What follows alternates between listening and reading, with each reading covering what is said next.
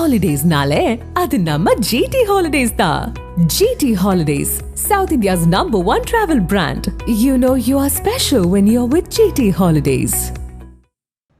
பாமக தலைமை நிர்வாக குழு உறுப்பினராக தனது மூத்த மகள் ஸ்ரீ காந்திமதியை நியமித்து அக்கட்சியின் நிறுவனர் ராமதாஸ் உத்தரவிட்டுள்ளார்.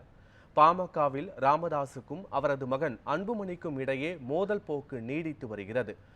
அதனால் பாமகவின் தலைமை நிர்வாக குழுவில் இருந்து அன்புமணியையும் அவரது ஆதரவாளர்களையும் நீக்கிவிட்டு அவர்களுக்கு பதிலாக தனது ஆதரவாளர்களான ஜி.கே. மணி, அருள்மொழி, முரளிசங்கர் உள்ளிட்டோரை கொண்ட மாற்றி அமைக்கப்பட்ட 21 பேர் கொண்ட புதிய பாமக தலைமை நிர்வாக குழுவை கடந்த ஜூலை மாதம் ராமதாஸ் அறிவித்தார். இந்த நிலையில் பாமக தலைமை நிர்வாக குழுவில் தனது மூத்த மகள் ஸ்ரீ காந்திமதியையும் ராமதாஸ் சேர்த்துள்ளார்.